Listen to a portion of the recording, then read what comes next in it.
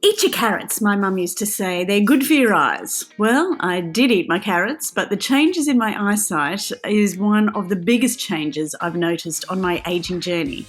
Hello, dry eye, glasses, and floaters. In today's fascinating conversation with functional neuro-ophthalmologist Dr. Rani Banik, we're asking how and what we can do to look after our precious eyes. Like all of our guests, Dr. Rani has a preventative and root cause approach, which means we can take action now to protect our eyes in the future. Enjoy today's conversation, and we'll chat again on the other side. Today I'm chatting with Dr. Rani Banik from New York, coming to us as live. It's wonderful to see you here on our screens, Rani. Look, I'm looking straight into your eyes, and as we always say, eyes are the windows to our soul. But as a neuro-ophthalmologist, you're also going to explain to us how they're the windows to our health as well. Absolutely. Well, first of all, thank you so much for having me on. I'm just so excited to share this information. This is my true passion, is vision health and brain health. So I'm just so, honored to be able to share this with you and your audience. So many people say the eyes are a window to our soul, and they actually are a window to our health. And the reason is because the eye is just, people don't realize this. The eye is actually not just an organ in isolation, it is intimately connected with the brain and intimately connected with all the other organs in the body. So the eye is actually a direct extension of the brain, and it's considered part of the central nervous system. But also, our general health can impact our eye health so much. And there are so many conditions that we can diagnose based on an eye exam. So, really, it's fascinating, all those interconnections there. So, a neuro-ophthalmologist is something I actually hadn't heard of before. This is obviously next level to your optometrist or your ophthalmologist. Can you explain what a neuro-ophthalmologist is? Absolutely. So, as a neuro-ophthalmologist, I take care of all the connections between the eyes and the brain. So, as I mentioned earlier, the eye is a direct extension of the brain, but there are other nerves as well that help us not only to see, but help us to move our eyes, to help us open our eyelids. Other nerves that carry sensory input from the face and the eye socket to the brain. So, as a neuro-ophthalmologist, I help manage a lot of those types of conditions that may affect those nerves. So, for example, people who have brain issues like brain tumors, for example, or strokes to the brain may sometimes have vision issues. So that falls under the purview of a neuro-ophthalmologist. Also, there are some inflammatory and autoimmune conditions that affect the brain that can also have visual symptoms. For example, the most common is multiple sclerosis or MS. Many people who have MS first start off with vision problems. They may not be able to see properly, or they may have double vision, and then ultimately they may get diagnosed with MS. So again, in those types of situations, the eye is really a window to our brain health, and it helps to an eye exam can really help to diagnose many different types of issues. I'm sure we've all seen at the local naturopath or even in the shopping centres those amazing eye photographs that you can have taken, and then your naturopath can sort of diagnose things that are going on. But you're digging so much deeper. Yes, I think perhaps what you're referring to is iridology. Maybe Yep, that's what you're that's it. referring to, where it's a fascinating field where they take a photograph of the iris, which is the colored part of the eye, the front, what we see in the front of the eye.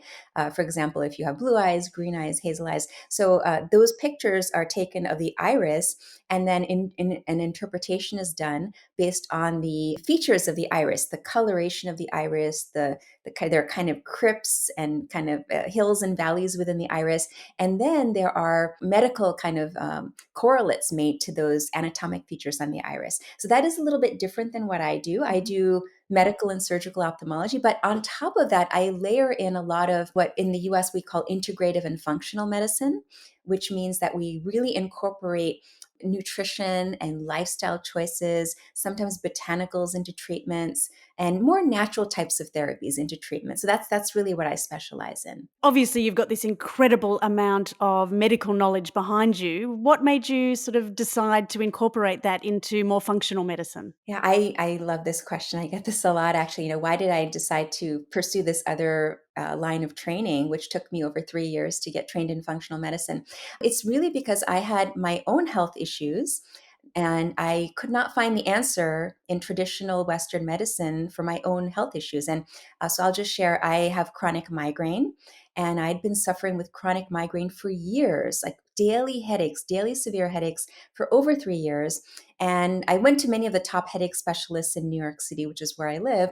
And they just kept giving me prescription after prescription after prescription, various different medications that had just come on the market. And I tried them all and nothing was helping. And I said, there must be a better way. There must be a better way to help me solve my migraine issue rather than just to take medications, which are really just like a band aid, putting a band aid on the problem, not really getting to the root cause of the problem. So I started to do my own research and I realized that there was a wealth of information out there on botanicals, on natural ways, like natural supplements, for example, essential oils, foods. And none of my headache specialists had ever mentioned any of this to me. So it was really shocking that I'd been to all these doctors and no one ever pursued any of these. So for example, I'll give you one of the most important examples that I realized. I was on a horrible diet. I was living off of junk food most of my adult life. So I was having pizza, ice cream, caffeinated sodas. I mean, I was having probably 8 to 12 caffeinated diet drinks a day, which is Dr. horrible to Rani, how dare you? exactly. This is a confession session. Exactly.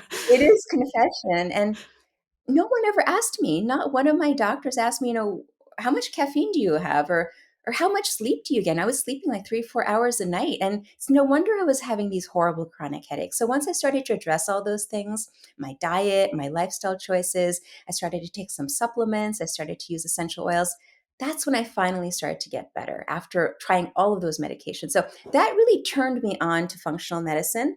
And I started to take some courses and I fell in love with it. And I decided, you know what? Someone has to bring this into mainstream ophthalmology because no one is doing this in eye health. And I really decided, okay, I need to be the one to try to, bring in all this important information. So I decided to pursue certification in functional medicine. So that's how I ended up where I am. So how hard was it then to integrate functional medicine into neuro-ophthalmology? It seems like they're polar worlds apart. They are, so traditional neuro-ophthalmology is rooted in anatomy and science, clinical trials, and I have experience with all of that. I run clinical trials, but to introduce some of these concepts, it's been challenging. I'm not sure that most of my colleagues in neuro-ophthalmology are quite on board yet, but I definitely know that patients are seeking out solutions because I see many patients who've been to see other eye doctors, even neuro-ophthalmologists. Some of them have even been to see 2 or 3 neuro-ophthalmologists before, and they haven't quite gotten the results that they're looking for. And then ultimately they seek out a different solution and they end up finding me. So I think that there is a need.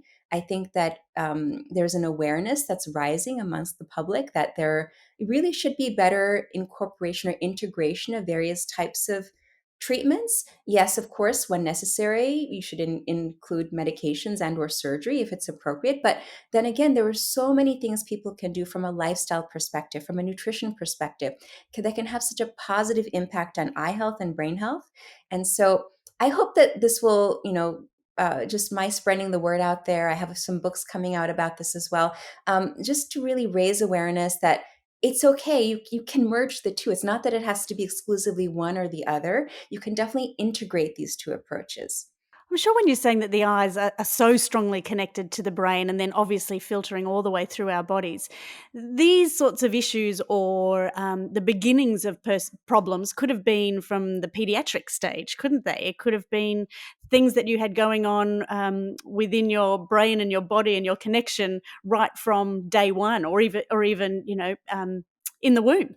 Yes, absolutely. I mean, there are many conditions actually that start off either in the womb or in early childhood that can persist and progress into adulthood. Like, for example, there are certain infections that perhaps one's mother had that may impact vision in the baby. Then there are other conditions where, in children, particularly, if they have certain types of what we call refractive errors, meaning, for example, nearsightedness, farsightedness, astigmatism. If that's not corrected early, then that will persist into adulthood. So some of these things really need to be caught early on in childhood. But then there are many other things that, maybe perhaps that there are some habits that develop early on, and our bodies are able to manage that, or eyes are able to manage that. But as we get older, we may no longer have the resilience to manage them. And so it's kind of like a cumulative effect. It's not that it happens all at once, but over time, things kind of gradually build up and then can cause problems down the road. And I really do strongly believe, like things, for example, like autoimmune diseases, they probably start much earlier than when people are actually diagnosed.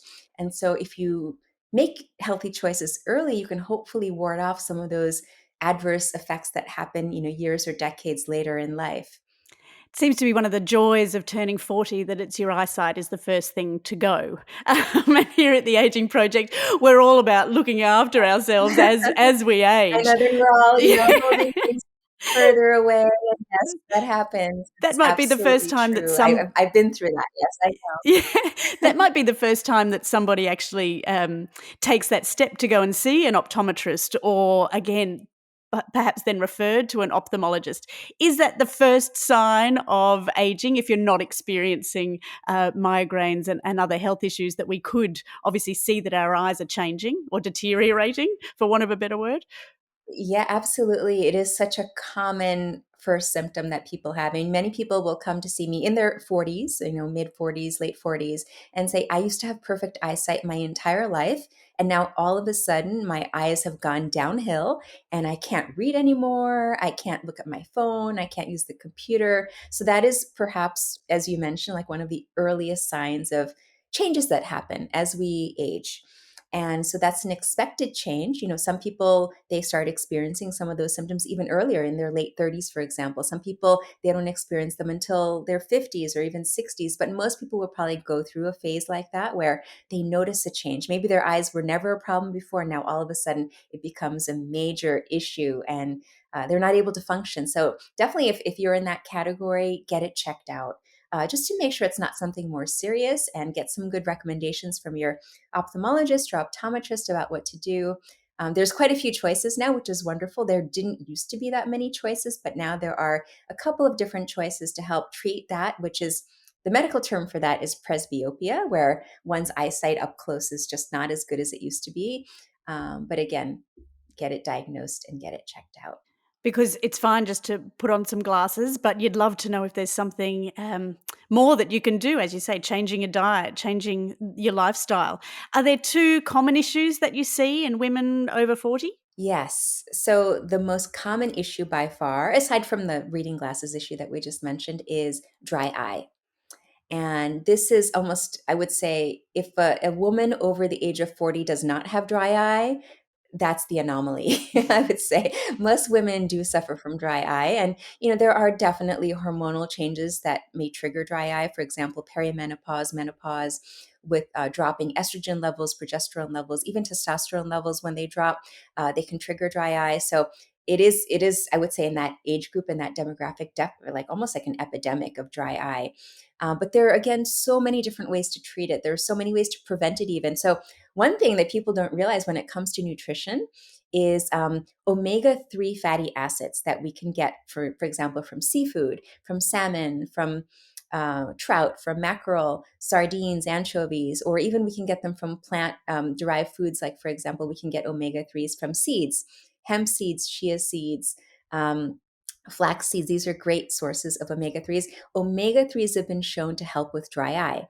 So it's really amazing that, there we have this food, or this, nutrient in foods that we can use to help combat our eye issues. So many people don't realize that food is best. And then if you're not getting enough through food, of course, you can consider supplementation. But the studies on supplementation are a little bit more controversial, but there is no question that dietary intake of omega 3s is important to fight dry eye.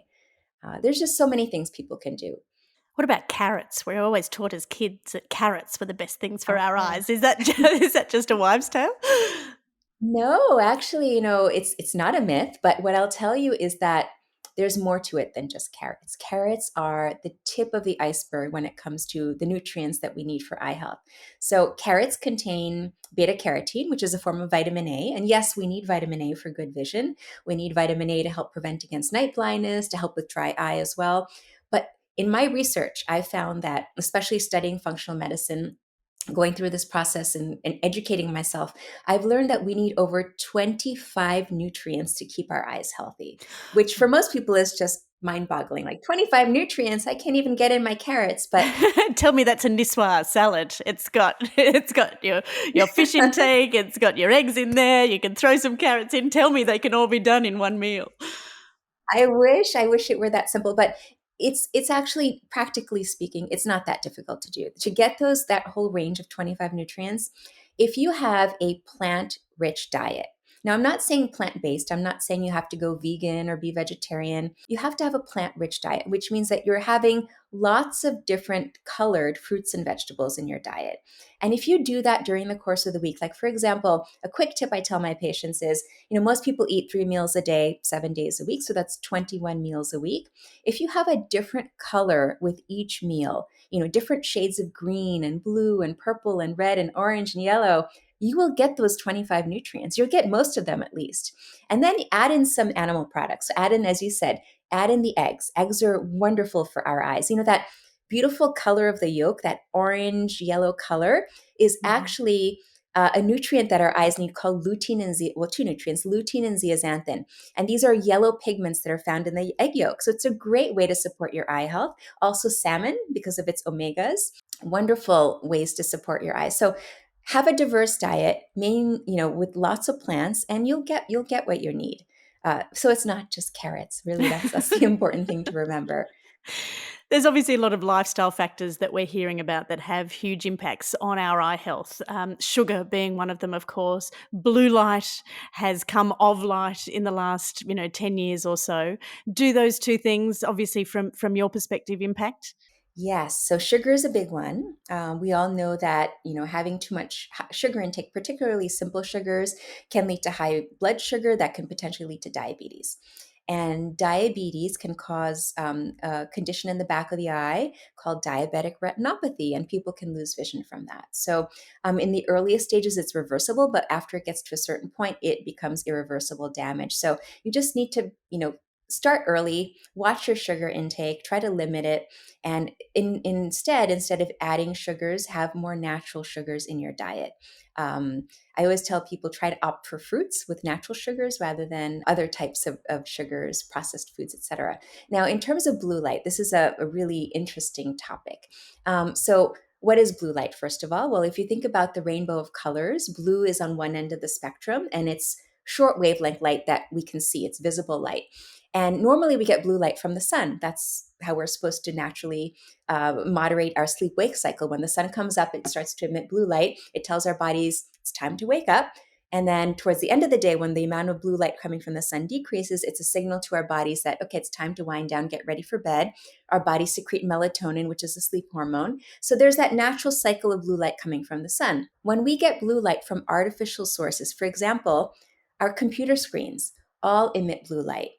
All of our devices, whether it's a smartphone, it's a tablet, it's a television, all of these devices emit blue light. And even the bulbs that many of us are now using because they're energy saving bulbs, for example, LED bulbs, emit blue light. CFL bulbs, like compact fluorescent bulbs, emit blue light much more than incandescent bulbs do. So we're getting all this artificial blue light coming from these sources, and it interferes with our sleep wake pattern. It can cause eye strain. Now, fortunately, it doesn't cause permanent eye damage, which I think a lot of people are concerned about. Like, is this blue light going to blind me? The answer is no, it's not going to cause you to go blind, but it can definitely lead to other adverse health effects. So it's important to modulate your blue light. And those two pigments I was just mentioning that come from egg yolk, lutein and zeaxanthin, they're actually our eye's natural blue blockers and our eyes' natural sunglasses. So if you eat foods with those pigments, they get absorbed by the body, they get deposited into the back of the eye, and they help to neutralize those potentially harmful rays of UV light and blue light. So have lots of those pigments, and you'll be naturally protecting your eyes against that blue light. So it's really fascinating. I love it. It's Oh, just so interesting my goodness, you are an physiology. extraordinary educator, Dr. Rani. This is just the most interesting conversation. Thank you so much. Um, what are actions that we can take to look after our eyes? Obviously, we're working on our diet, and we've spoken to some experts on plant based diets, which has been extraordinary. Sunglasses, is that something that we should be integrating into our kids rather than just hats every day that they're in the playground? Should we be enforcing sunglasses in the playgrounds as well? So I know that this is a very controversial topic because some people think that, well, they believe that if you look at the sun, you're getting, lots of positive energy, you're getting stimulation of certain hormones, neurotransmitters, et cetera. So yes, sunlight is important, but then again, protecting your eyes against powerful sun rays is also important. So I'll give you both sides of the story here. So when it comes to children, studies have shown, these are studies coming out of mainly Asia, where there are very, very high rates of myopia, which is nearsightedness. Studies have shown that when children spend at least 2 hours a day outside playing in the sun, that they will have decreased rates of myopia, which is amazing, right? That's like, it's an epiphany that, we need to send our children outside and be outside and be kids and allow them to play in the sun. But then again, on the flip side, as I mentioned, too much sun exposure can lead to eye issues, mainly in adulthood, but it's been too much sun exposure has been associated with damage to the cornea on the surface of the eye, cataract, retinal issues, even cancers of the eye and eyelid. So I would say, everything in moderation. Absolutely have your kids outside playing in the sun, but if they're in really bright, direct sunlight, then maybe have them wear some sunglasses for at least part of that time. Mhm. And definitely don't stare directly at the sun. And perhaps, as you said, wear a hat. That's maybe another kind of a compromise there, because then you're getting the benefits of the sun, but hopefully not Mhm. directly on your eyes. I think we're still learning about the impacts of the sun's beautiful rays on our health, but Mhm. definitely that for our eyes, it has both pros and cons to it. So, Dr. Rani, there's these blue light glasses available. Do they actually work? That's one of the most common questions I get is, should I be buying blue blockers? What I will tell you is that blue blockers are not all the same. If you look at them, some of them look clear. Some of them have a very light yellow tint. Some of them are deeper tinted, for example, red or orange or amber. So if you do choose to buy a blue blocker because perhaps your eyes are really tired, you're experiencing eye strain, then absolutely, by all means, buy blue blockers. Or if you're having trouble sleeping at night, absolutely buy blue blockers, but they're not 100% necessary. If you do choose to buy blue blockers, what I would suggest is get a deeper tint. And the reason is because if you put on blue blockers and if you're looking at your screen, if the blue blockers really work, you should not be able to see the blue on your screen. And if you put on those clear blue blockers, you're probably seeing the spectrum of blue on your screen, versus the deeper tints filter out more of those blue rays. And so if you're really looking for that benefit, invest in a pair that has a deeper tint. That would be my suggestion. But again, it's an individual decision about whether you want to purchase them or not. They are not necessarily necessary. And even if you don't wear them, it's not going to have a long-term adverse effect on your eyes. So be reassured of that. We've talked a lot about the eye health, but yours is all about what we can learn from our eyes about what's going on inside our bodies, the telltale signs that we might not recognize, and they might just be us thinking that we've got some squiggly lines in front of our sight, but that could be something not just about our eyes, but something that's going on deeper inside our body, inside our brains. I think perhaps what you're describing, the squiggly lines, are floaters. Is that I've correct? got Shelley, lots do of you have floaters, floaters? yes. Okay. All right. So floaters are very common, and floaters are actually not a brain issue, they're an eye issue. There's a jelly in the back of the eye called the vitreous jelly, and floaters are little pieces of collagen floating around within that jelly. So, not necessarily a brain issue, but things to be concerned about. If you've had a change in your vision, loss of vision, or loss of maybe your peripheral vision, that could be a brain problem.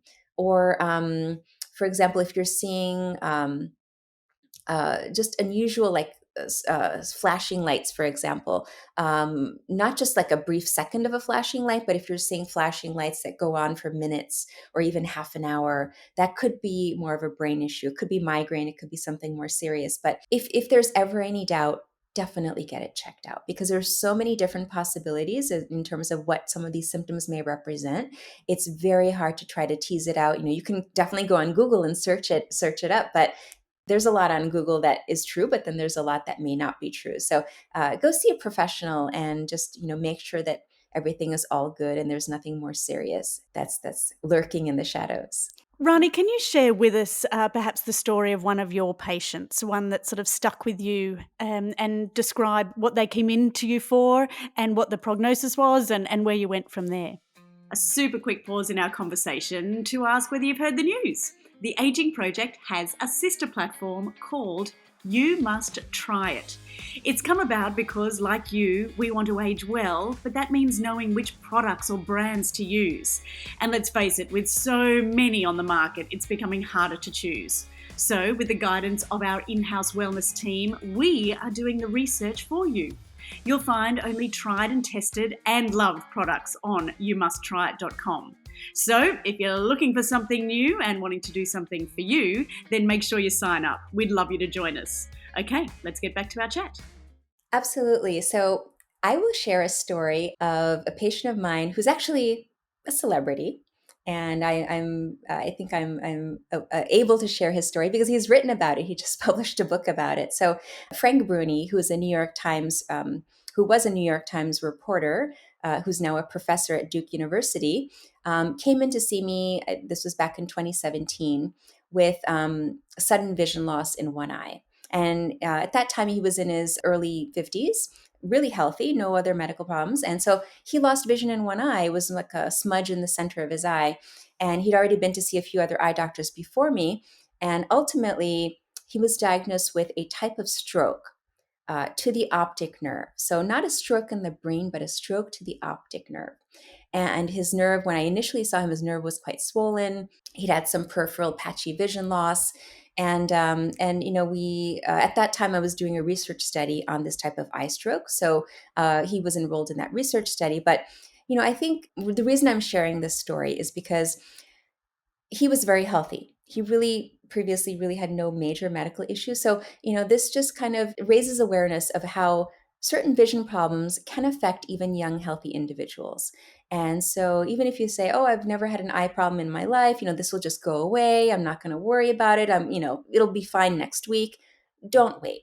Go get it checked out because it could be something more serious, and just get the diagnosis, get the proper diagnosis and start treatment if there is some treatment available. But again, I just, it's kind of like as we're talking about aging, it's one of the realities as we get older, our vision may change.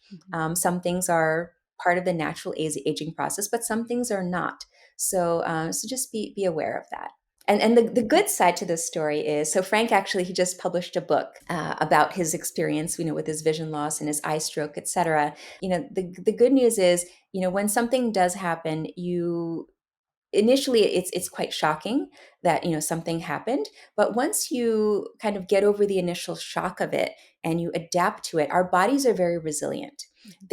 Our body learns how to manage even if there's one issue that's still persisting, and we find other ways to do things, and we find the good, we find the positives, like, okay, this may have happened to me, but there's all of these other positive things that I can be grateful for. So I think it's really important to keep that in mind, especially as we age, that yes, certain things may happen. We may develop a certain medical condition, or, something's not quite going right, or we may have some body aches and pains, but always try to think about the positives about what you do have and what you're still able to do, and focus on those, because it's just so important to always, keep things in perspective and keep a positive outlook on our health. That is a beautiful message for all of us. Thank you very, very much. You're welcome. Dr. Rani, obviously neuro-ophthalmology was new to me until we found you. Are there practices here in Australia? Do you have colleagues here that we could reach out to? Yes, absolutely. So it is true that neuro-ophthalmologists are few and far between, and it's unfortunate. But yes, there are very qualified colleagues of mine who are in Australia. The best way to find them is to go to a website called nanosweb.org. So nanosweb.org. And there you can just look up Find a Doctor, and you'll be able to search based on your location, your country. And I'm absolutely sure that there are several, I don't know exactly how many, but there are several neuro-ophthalmologists scattered throughout Australia. And I'm sure your Insta followers are going up by the second with our listeners. People can reach out to you obviously on Instagram and through your website. And you're also running some online courses. Yes. So thank you for mentioning that. So one of my big passions as a functional medicine and integrative doctor is macular degeneration. So it doesn't necessarily have to do with neuro-ophthalmology, but it has to do with retinal health. And it's a common condition that many people may develop as they get older. And it can be debilitating. So I'm offering an online course on macular degeneration because that way I can reach not just the people who are local to me, but I can reach many people around not just the US, but around the world. So if you're ever interested in macular degeneration, about learning more about it, you can consider taking my online course called the Macular Degeneration Protocol. And in that course, I share lots of tips about nutrition. I actually have a whole diet that I put together called the Macular Degeneration Diet. I have a recipe book. I have lots of resources. I talk about many of the things that we touched upon today as well, about lifestyle, blue light, UV light modulation, even red light as therapeutic light. And I talk about the supplements. What supplements should one take if you're at risk for macular degeneration? So I'm not sure exactly how many people in Australia have macular degeneration, but I know in the US it's in the millions. There are probably 11 million people in the US who have this condition. So there's so much people can do to prevent vision loss from macular degeneration. So please take a look at my course if you're interested in that topic. Thank you, Shelley. Since chatting to Dr. Rani, I've realised my eyes, like most aspects of my health, are something that we cannot take for granted. They allow me to experience life in colour, and I love nothing more than watching my girls. Taking the beautiful sunsets, allow me to drive a car, watch a good movie. When you think about it, our eyes and vision are pretty bloody amazing, but rarely do we give them any thought. So hopefully today's conversation has reminded us just how important our eyes are, and more importantly, that it's up to us to take care of them. So book that appointment with a specialist if you have concerns. Up your plant intake, like Dr. Rani mentioned. Get outside, give your eyes a break from the screens. We hope you enjoyed meeting Dr. Rani. If you found it useful, we'd of course be grateful if you'd share this episode with your favourite friends and family. As podcast newbies, our reviews on iTunes also help get our message to a wider audience. So if you wouldn't mind posting one of those for us, that would be awesome. Thanks so much for listening and joining me on this Aging Well journey. I'm Shelley Craft, and I'll catch up with you next week.